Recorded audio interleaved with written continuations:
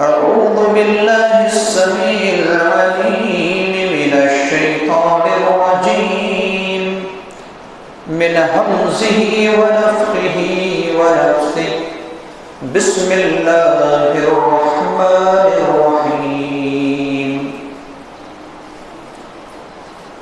يا أيها الذين آمنوا اتقوا الله وابتغوا إليه الوسيلة وجاهدوا في سبيله لعلكم تفلحون. وقال النبي صلى الله عليه وسلم من قال حين النداء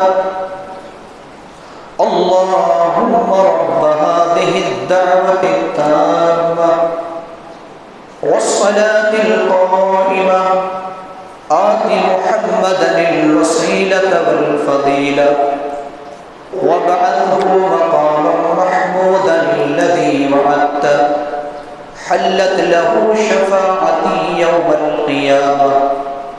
رواه البخاري. رب اشرح لي صدري ويسر لي أمري واحلل عقدة من لساني يفقهوا قولي رب زدني علما. آمين. معزز حاضرین جوان، دینی و ملی اسلامی بھائیوں، بزرگوں، عزیز ساتھیوں، پردہ نشین خواتین اسلامی ماں بہنوں، آج کے جمعہ خطبہ میں ایک اہم عنوان لے کر آپ کے روبرو کھڑا ہوا ہوں، وہ ہے شرعی وسیلہ، مفہوم اور اقسام۔ چونکہ یہ عنوان جس کو ہم عام زبان میں وسیلہ کہتے ہیں، اس لفظ کا تعلق ہمارے عقائد سے ہے، اور عقیدہ کا درست ہونا، عقیدہ کا صحیح ہونا، اسی پر جنت اور جہنم کا فیصلہ ہوگا۔ لہذا وسیلہ جس کا تعلق عقیدہ سے ہے، ہم اس عنوان کو جاننے کی کوشش کریں گے۔ اللہ رب العالمین سے دعا ہے کہ اللہ رب العالمین کتاب و سنت کے مطابق اس عنوان کو آپ کی خدمت میں واضح کرنے کی توفیق عطا فرمائے، اور ہم سب کو اللہ رب العالمین اس پر عمل کرنے کی توفیق نصیب فرمائے، آمین یا رب العالمین۔ سب سے پہلی بات یہ ہے کہ لفظ وسیلہ جو ہم اور آپ استعمال کرتے ہیں، اس کا معنی کیا ہے؟ وسیلہ کا معنی کیا ہے؟ وسیلہ کا معنی ہے قرب حاصل کرنا، نزدیکی حاصل کرنا، اور ذریعہ کو بھی وسیلہ کہا جاتا ہے۔ یہ لفظ میں، ڈکشنری میں اور لغت کے اعتبار سے معنی ہے۔ شریعت کی اصطلاح میں جو محدثین اکرام نے، علماء اسلام نے وسیلہ کا معنی اور مفہوم بیان کیا ہے، وہ ہے الوسیلۃ کل ما یتقرب بہ الی اللہ تعالی، جس چیز کے ذریعے سے اللہ رب العالمین کا تقرب حاصل کیا جائے، اللہ رب العالمین کی قربت حاصل کی جائے، اس کا نام ہے وسیلہ۔ قرآن مقدس میں کم از کم 2 جگہ اللہ رب العالمین نے اس لفظ کو استعمال کیا ہے۔ ایک جگہ اللہ رب العالمین نے فرمایا سورۃ المائدہ کی آیت نمبر 35 میں، اور خطاب بھی کیا اللہ نے تو اہل ایمان سے کیا۔ اللہ رب العالمین نے کیا فرمایا؟ یا ایھا الذین آمنوا اتقوا اللہ وابتغوا الیہ الوسیلہ وجاہدوا فی سبیلہ لعلکم تفلحون۔ اے ایمان والو، اللہ سے ڈرو، وابتغوا الیہ الوسیلہ، اور اس اللہ کی طرف قربت حاصل کرو، وسیلہ حاصل کرو، اللہ کی راہ میں جہاد کرو تاکہ تم کامیاب ہو جاؤ۔ تو یہاں پر جو اللہ رب العالمین نے لفظ وسیلہ استعمال کیا ہے، قربت اور نزدیکی حاصل کرنے کی معنی ہے۔ اب ہم اور آپ دیکھیں کہ وسیلہ اصل میں انسان کو کیوں ضرورت پڑتی ہے۔ قرآن ہم اور آپ پڑھتے ہیں تو پتہ چلتا ہے کہ اللہ رب العالمین کہتا ہے کہ بندہ تو مجھ سے دعا کر، میں تیری دعا کو سننے والا ہوں، نہ صرف دعا کو سنتا ہوں بلکہ قبول بھی کرتا ہوں۔ بعض انسان یہ سمجھتا ہے، اور قرآن اور حدیث کے روشنی میں بھی سمجھتا ہے، کہ اگر ہم اس طریقے سے، اس انداز سے، اس ذریعہ سے اور اس وسیلہ سے دعا کریں تو اللہ رب العالمین اس دعا کو جلدی قبول کرتا ہے۔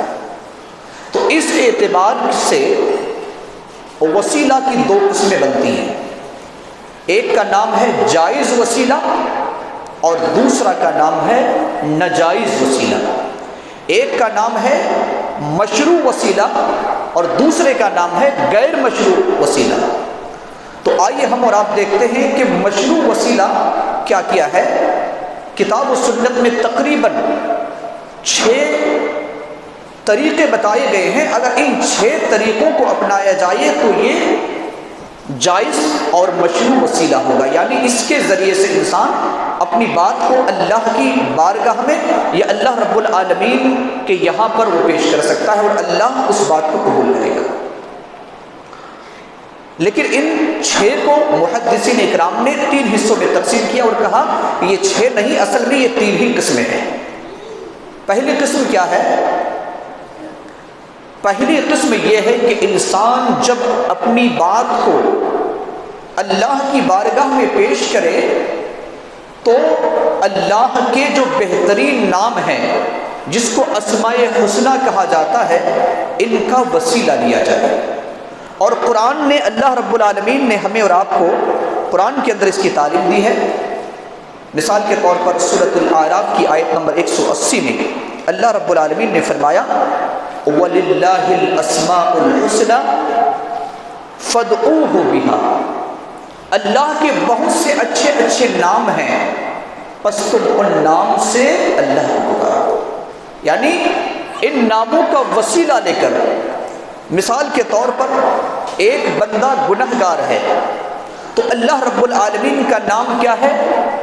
اللہ کا صفتی نام الغفار بھی ہے اور الغفور بھی ہے۔ تو بندہ کہے اللہم انت الغفار یا کہے اللہم انت الغفور فاغفر ذنبی، اے اللہ تو بخشنے والا ہے، تیرا نام غفار ہے، تو بخشنے والا ہے، اس وسیلہ سے میں دعا مانگتا ہوں، لہذا تو مجھے بخش۔ کوئی اگر رزق سے پریشان ہے، اللہ رب العالمین کا نام ہے الرحمن الرزاق، تو بندہ دعا کرے اللہم انت الرزاق فارزقنا حلالا طیبا، اے اللہ تیرا نام رزاق ہے اور اس رزاق کا وسیلہ بنا کر اپنی درخواست کو، اپنی گزارش کو تیری بارگاہ میں پیش کرتا ہوں کہ میں رزق سے پریشان ہوں، مجھے رزق عطا فرما۔ اللہ کی رحمت کا کوئی انسان اللہ کی رحمت سے دور نہیں ہو سکتا، ہر انسان چاہتا ہے کہ اللہ کی رحمت میرے پاس ہو۔ تو اللہ رب العالمین کا نام الرحیم ہے، اللہم انت الرحیم، اللہم انت الرحمن فرحم علینا، اے پروردگار عالم تیرا نام الرحمن ہے، تیرا نام الرحیم ہے، لہذا تو اپنی رحمت میں ہمیں جگہ نصیب فرما۔ تو اللہ کے جو اسماء و صفات ہے ان کو وسیلہ بنا کر اللہ سے دعا کی جائے، یہ جائز وسیلہ ہے۔ دوسری قسم جو جائز کی ہے وہ ہے نیک اعمال۔ نیک اعمال میں بہت سارے اعمال آتے ہیں۔ قرآن مقدس سورہ آل عمران کی آیت نمبر 193 میں اللہ رب العالمین نے اس بات کو، اور قرآن کے اندر کئی جگہوں پر ذکر کیا ہے، صرف دلیل کے طور پر میں آپ کے سامنے پیش کرنا چاہوں گا۔ اللہ رب العالمین نے سورہ آل عمران کی آیت نمبر 193 میں فرمایا ربنا اننا سمعنا مناديا ينادي للإيمان ان آمنوا بربكم فآمنا ربنا فاغفر لنا ذنوبنا وكفر عنا سيئاتنا وتوفنا مع الأبرار۔ ایک بندہ دعا کرتا ہے، اے ہمارے رب، ہم نے سنا ایک پکارنے والے کو جو ایمان کی دعوت دے رہا تھا، فآمنا، ہم نے ایمان لایا، پروردگار عالم ہمارے گناہوں کو معاف فرما دے، ہمارے سیئات کو درگزر فرما دے، اور ہمیں جس وقت موت دے ابرار کے ساتھ، نیک لوگوں کے ساتھ موت دے۔ اللہ رب العالمین سے دعا کس کے ذریعے سے؟ ایمان کا وسیلہ، اور عمل میں سب سے بہترین عمل، بلکہ تمام عمل کا دار و مدار کس پر ہے؟ ایمان پر ہے۔ اللہ رب العالمین نے ہمیں تعلیم دی ہے کہ اگر تم مجھ سے دعا مانگتے ہو، کسی چیز کا وسیلہ لیتے ہو، تو اپنے نیک اعمال کا وسیلہ لو۔ اور وہ حدیث بہت ہی مشہور ہے جس کو امام بخاری رحمہ اللہ نے نقل کیا ہے، حدیث نمبر 5974 میں، لمبا واقعہ ہے۔ حدیث کے راوی ابن عمر رضی اللہ تعالی عنہما ہے، فرماتے کہ اللہ کے رسول صلی اللہ علیہ وسلم نے فرمایا، وہ 3 شخص کا واقعہ، جا رہے تھے، بارش ہو رہی تھی، اور پھر وہ ایک پہاڑی کی گھاٹی میں جا کر پناہ گزین ہوئے۔ بارش سے بچنے کے لیے، جیسا کہ ہم اور آپ کہیں جاتے ہیں اور بارش ہوتی ہے تو ہم کسی درخت ہو یا کسی چھت کے تلے ہم جاتے ہیں تاکہ بارش سے بچ جائے، تو 3 شخص جا رہے تھے، غار کے اندر داخل ہو گئے بارش سے بچنے کے لیے۔ لیکن اتفاق دیکھیے کہ اس پہاڑ سے ایک پتھر کی بڑی سی چٹان آ کر غار کا جو منہ تھا اس کو بند کر دیا۔ اب وہ چٹان بہت بڑی تھی، اب کسی کو طاقت نہیں تھی کہ اس چٹان کو اپنے ہاتھ کے ذریعے سے اٹھائے، اور نہ اس کا ہاتھ وہاں تک جا رہا تھا۔ بہرحال ان لوگوں نے آپس میں مشورہ کیا، اور احادیث کے الفاظ کیا ہیں؟ انہوں نے کہا، انظروا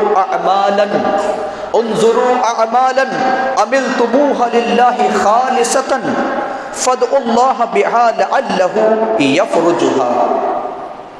آپس میں مشورہ کیا کہ دیکھو، تم نے کوئی ایسا بھی عمل کیا ہے جو محض اللہ کی رضا کے لیے ہو، اگر اس عمل کا واسطہ دے کر، اس عمل کا وسیلہ دے کر اللہ سے دعا کرو تو ممکن ہے کہ اس مصیبت سے ہمیں نجات مل جائے۔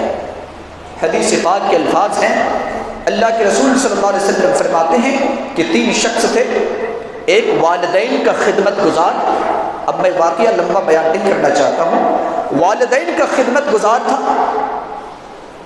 اور دوسرا شخص وہ تھا جس کو اللہ رب العالمین نے پاک دامن بنا دیا اور ایک بدکاری سے بچا دیا، اپنی چچازاد بہن سے بدکاری سے بچایا، اور تیسرا وہ شخص تھا جس نے اپنے مزدور کی مزدوری کو انہوں نے کاشتکاری میں لگایا، جس سے بڑا منافع ہوا، فائدہ ہوا۔ یہ آپ واقعہ سن چکے ہیں۔ تینوں نے جو دعا کی تھی، وہ دعا کے الفاظ اللہ کے رسول صلی اللہ علیہ وسلم سے مروی ہے، فَإِن كُنْتَ تَعْلَمُ أَنِّي فَعَلْتُ ذَلِكَ ابْتِغَاءَ وَجْهِكَ فَافْرُجْ لَنَا فُرْجَةً۔ اے اللہ، اگر میں نے اپنے والدین کی خدمت تجھے راضی کرنے کے لیے کیا ہے، اے اللہ اگر میں بدکاری سے تیری رضا کے لیے میں دور ہو گیا، اور اے اللہ اگر اپنے مزدور کی مزدوری کو میں نے کاشتکاری میں لگائے جس سے بڑا منافع ہوا، پھر وہ لے کر چلا گیا، اے اللہ اگر تیری رضا کے لیے میں نے یہ عمل کیا ہے تو اس چٹان کو ہم سے دور کر دے۔ حدیث پاک کے الفاظ ہے، اللہ کے رسول صلی اللہ علیہ وسلم فرماتے ہیں کہ جب اس نے ان تینوں نے دعا کی تو آہستہ آہستہ پتھر کی جو چٹان تھی وہ کھسک گئی، اور وہاں سے وہ تینوں نکل گئے۔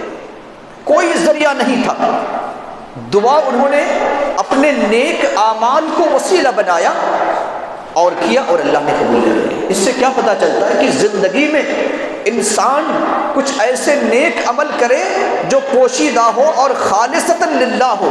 یوں تو سارے اعمال اللہ کی رضا کے لیے کرنا چاہیے انسان کو، لیکن کچھ ایسے اعمال ہو جو پوشیدہ بھی ہو، جب وہ انسان مصیبت میں آئے تو اس عمل کو اللہ کے یہاں وسیلہ بنائے اور کہے کہ اے اللہ میں نے تیری رضا کے لیے عمل کیا ہے، لہٰذا اس مصیبت سے، اس پریشانی سے تو ہمیں نجات دے دے۔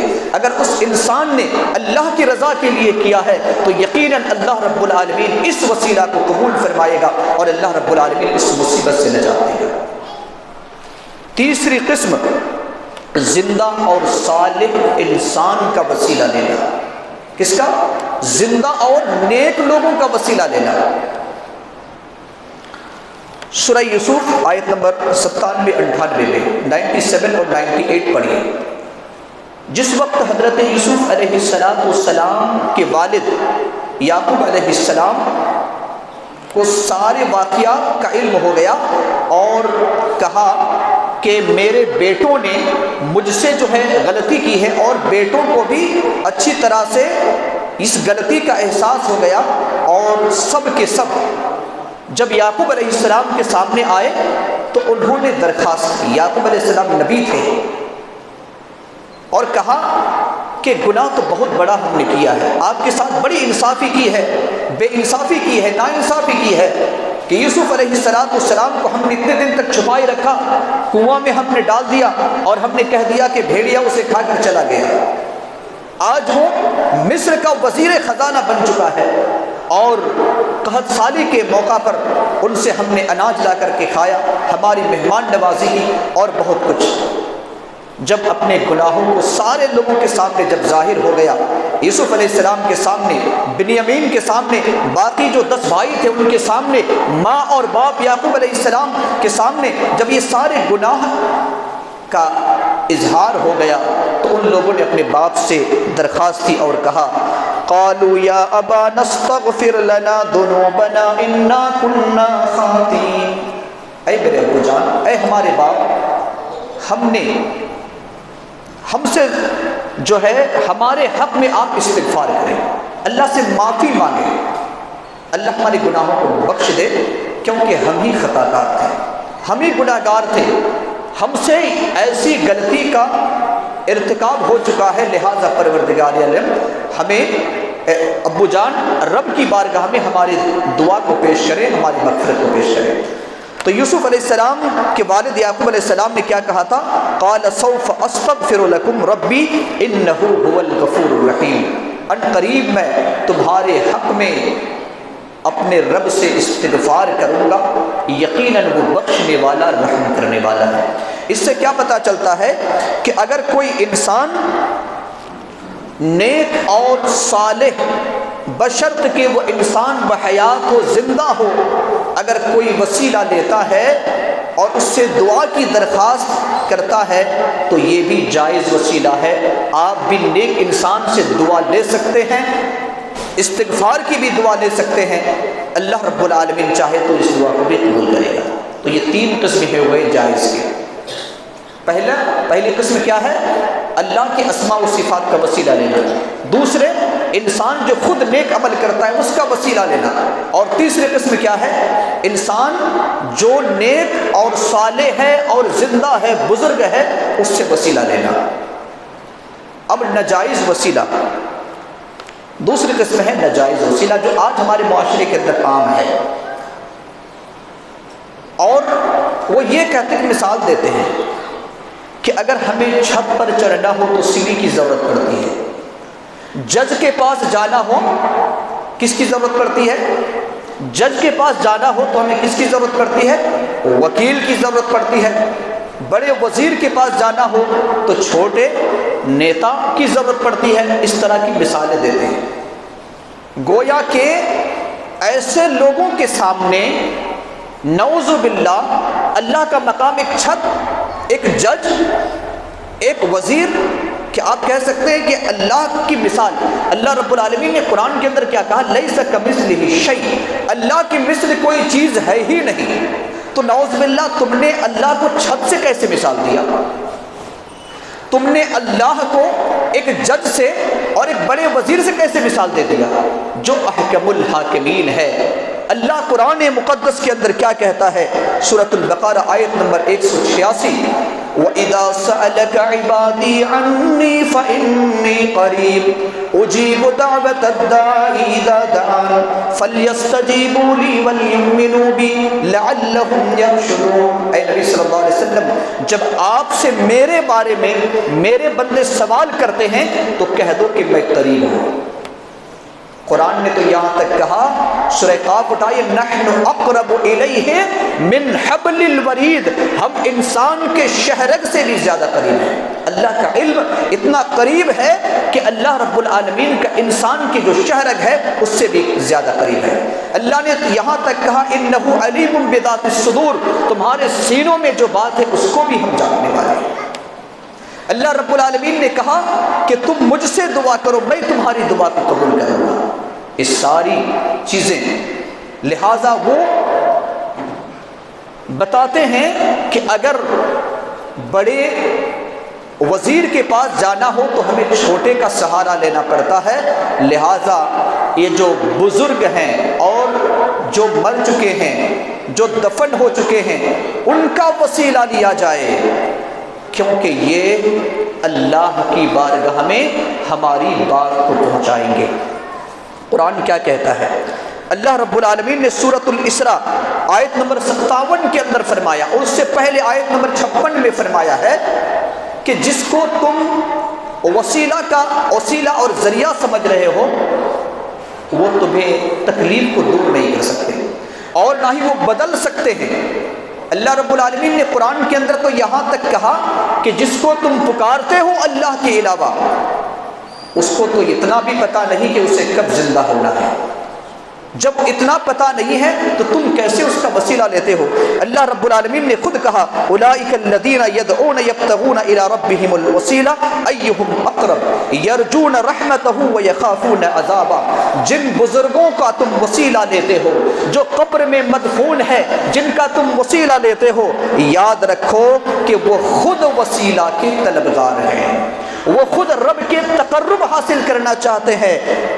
دنیا میں وہ چاہ رہے تھے کہ ہمیں اللہ کی قربت مل جائے، ایہم اقرب، ان میں سے کون زیادہ اللہ کا قریب ہے؟ وہ تو جب دنیا میں تھے اللہ کی رحمت کے امیدوار تھے، اللہ کے عذاب سے ڈرنے والے تھے۔ یہ ان کا حال ہے جن کو تم اللہ کے علاوہ وسیلہ سمجھتے ہو۔ اللہ رب العالمین نے ہمیں اور آپ کو اس چیز کا ذکر کیا ہے۔ بعض لوگ نبی صلی اللہ علیہ وسلم کا بھی وسیلہ لیتے ہیں اور اس کے بارے میں ایک بات پیش کرتے ہیں۔ کیا وہ بات ہے؟ اس لیے بات کہتا ہوں اس لیے کہ حدیث نہیں ہے۔ وہ حدیث کیا مطلب وہ جو لوگ پیش کرتے ہیں وہ یہ ہے کہ وَإِذَا سَأَلْتُمُ اللَّهَ فَاسْأَلُوهُ بِجَاهِ فَإِنَّ جَاهِي عِندَ اللَّهِ عَظِيمٌ، نبی صلی اللہ علیہ وسلم کی طرف منسوب کرتے ہیں اس بات کو، اس جملہ کو، کہ جب تم اللہ سے دعا کرو تو میرا وسیلہ لو، میرا مرتبہ اللہ کے نزدیک بہت ہی عظیم ہے۔ لہٰذا آپ اکثر دعا میں سنے ہوں گے کہ میری دعا کو رسول کے صدقے اور طفیل میں قبول فرمائے۔ اس حدیث کے بارے میں محدثین اکرام نے کسی بھی اپنے معتبر کتابوں کے اندر درج ہی نہیں کیا ہے۔ سارے احادیث کتب میں آپ دیکھ لیں کہیں پر یہ جملہ نہیں ہے، گویا کہ یہ حدیث میڈ ان انڈیا ہے، میڈ ان پاکستان ہے، میڈ ان بنگلہ دیش ہے، جہاں پر مزاروں اور درگاہوں کے ذریعے سے وسیلہ لیا جاتا ہے۔ وہ لوگ کہتے ہیں کہ چلو وہ تو مزار جاتے ہیں، ہم تو کم سے کم نبی کا وسیلہ لے لیں۔ خلیفہ دوم حضرت عمر بن خطاب رضی اللہ تعالی عنہ کی ایک حدیث میں پڑھ کر کے اپنی بات کو ختم کرنا چاہوں گا۔ صحیح بخاری 1010 نمبر کی حدیث۔ اس حدیث کے راوی ہیں انس بن مالک رضی اللہ تعالی عنہ۔ کیا فرماتے ہیں؟ نبی صلی اللہ علیہ وسلم کی وفات ہو گئی، ابو بکر کی بھی وفات ہو گئی، زمانہ آیا عمر بن خطاب کا جو دوسرے خلیفہ ہیں۔ جب بھی ان کے زمانے میں بارش نہیں ہوتی تھی تو حضرت عمر بن خطاب کہاں جاتے؟ آپ کے چچا عباس رضی اللہ تعالیٰ عنہ کے پاس جاتے، آپ کے چچا عباس کے پاس جاتے اور اللہ رب العالمین سے کہتے، کیا کہتے؟ اللہم انا کننا نتوسل الیک بنبینا فتسقینا، اے اللہ جب تک ہمارے درمیان ہمارے نبی محمد صلی اللہ علیہ وسلم تھے ہم ان سے دعا کرایا کرتے تھے، ہم ان کا وسیلہ لیتے تھے اور بارش نہیں ہوتی تھی، اے اللہ تو بارش برسا دیتا تھا۔ لیکن وَإِنَّا نَتَوَسَّلُ إِلَيْكَ بِأَمِّ نَبِيِّنَا، اور اس وقت ہمارے درمیان نبی صلی اللہ علیہ وسلم نہیں ہیں، اس وقت ہمارے درمیان ان کے چچا عباس بن عبد المطلب زندہ ہیں، اے اللہ ہم ان کے وسیلہ سے تجھ سے دعا مانگتے ہیں، فسقنا، ہم پر بارش برسا۔ راوی حدیث خادم رسول انس بن مالک رضی اللہ تعالی عنہ فرماتے ہیں فیسقونا، بارش برسا دی جاتی تھی۔ اگر نبی کے صدقے اور طفیل والی بات درست ہے تو عمر ابن خطاب کو یہ کہنے کی کیوں ضرورت پڑی کہ جب تک ہمارے درمیان نبی صلی اللہ علیہ وسلم زندہ تھے اس وقت ہم نبی کا وسیلہ لیتے تھے، آج ہمارے درمیان نبی نہیں ہے لیکن ان کے چچا ہیں، ان کے رشتہ دار ہیں، ان کے خاص چچا ہیں، ہم ان کے وسیلے سے دعا کرتے ہیں۔ نبی صلی اللہ علیہ وسلم، کیا عمر ابن خطاب کو نبی سے محبت نہیں تھی؟ یقیناً محبت تھی۔ اس سے یہ پتہ چلتا ہے کہ جو گزر چکے ہیں ان کا وسیلہ اسلام نے اس حدیث سے نکار دیا ہے اور اس حدیث کے خلاف بھی ہے۔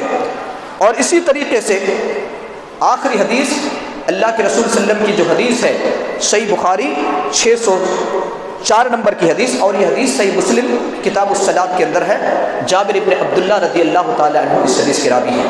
فرماتے ہیں کہ اللہ کے رسول صلی اللہ علیہ وسلم نے فرمایا من قال حین یسمع النداء، جب کوئی انسان آذان کو سن لے اس وقت کہے وہ جو دعا آپ کو یاد ہے، اللہم رب هذه الدعوة التامة والصلاة القائمة آت محمدا الوسيلة والفضيلة وابعثه مقاما محمودا الذي وعدته، اس دعا کو جو مانگے آذان سننے کے بعد اللہ کے رسول صلی اللہ علیہ وسلم فرماتے ہیں حلت له شفاعت یوم القیامہ، میرے اوپر اس کی شفاعت لازم ہو جاتی ہے، یعنی میں اس کے حق میں سفارش کروں گا۔ اس حدیث کے الفاظ میں کیا ہے؟ ایک لفظ استعمال ہوا ہے، وہ لفظ میں آپ سے کہنا چاہوں گا، وہ یہ ہے کہ اے اللہ اللہم رب هذه الدعوة التامة والصلاة القائمة آتی کے بعد کیا ہے؟ آت محمد الوسیلہ، اے اللہ تم محمد صلی اللہ علیہ وسلم کو وسیلہ عطا فرما۔ کس کو؟ محمد صلی اللہ علیہ وسلم کو۔ اور جب آپ اس حدیث کی تشریح پڑھیں گے تو اس حدیث کی تشریح میں یہ بتایا گیا کہ وسیلہ دراصل مقام محمود کو کہا جاتا ہے، مقام محمود کو، یعنی وہ خاص مقام جو قیامت کے دن اللہ رب العالمین ہمارے اور آپ کے آخری نبی جناب محمد الرسول اللہ صلی اللہ علیہ وسلم کو عطا کرے گا، جہاں پر آپ سجدے میں ہوں گے، جہاں آپ ایسے ایسے اللہ کی تعریف کریں گے، حمد و ثنا بیان کریں گے جو کہ اللہ رب العالمین آپ کے دل میں القاء کرے گا، اور وہ تعریف کریں گے جو نبی صلی اللہ علیہ وسلم نے کہا کہ میں بھی نہیں جانتا کہ وہ کون سے تعریف کے کلمات ہوں گے۔ بہرحال تو یہاں وسیلہ کا معنی کیا ہے؟ مقام محمود ہے، لہذا وسیلہ جو شرعی وسیلہ ہے اس کو ہم اور آپ انجام دیں، اور جو غیر شرعی وسیلہ ہے جو لوگوں نے عام کر کے رکھا ہے اس سے ہم اور آپ اجتناب کریں، کیونکہ یہ عقیدہ کا مسئلہ ہے، اور میں نے شروعات میں بتایا کہ عقیدہ ہی انسان کو جنت اور جہنم میں جانے کا ایک معیار ہے۔ اللہ رب العالمین سے دعا ہے کہ اللہ رب العالمین ہم تمام لوگوں کو وسیلہ کا صحیح مفہوم سمجھتے ہوئے، اس کے اقسام کو سمجھتے ہوئے، انہی اقسام کو اپناتے ہوئے اللہ رب العالمین تیری بارگاہ میں دعا کرنے کی توفیق عطا فرما اور ہماری دعا کو قبول فرما لے۔ غیر مشروع اور ناجائز وسیلہ اے اللہ ان تمام ان خرافات سے ہم تمام مسلمانوں کی حفاظت فرما۔ الہ العالمین ہمارے عقیدہ کی اصلاح فرما، الہ العالمین ہماری عبادتوں کو قبول اور منظور فرما۔ رب کریم ہم میں سے جو بیمار ہے اے اللہ تو نے شفائے کاملہ اور صحت عاجلہ نصیب فرما۔ ہم میں سے جو پریشان حال ہے اے اللہ ان کی پریشانی کو دور فرما، ہمارے مرحومین اور مرحومات کی قبر کو نور سے منور فرما دے، ہمارے گناہوں کی مغفرت فرما، ہمارے حسنات کو قبول فرما لے، ہماری اولاد کو نیک اور صالح بنا، بلکہ ہماری آنکھوں کی ٹھنڈک بنا۔ رب کریم جب تک تو زندہ رکھ، ایمان اور اسلام پر زندہ رکھ، جب اپنے پاس بلا ایمان اور اسلام پر بلا۔ بارک اللہ لنا ولکم فی القرآن العظیم ونفعنا وإیاکم بالآیات والذکر الحکیم۔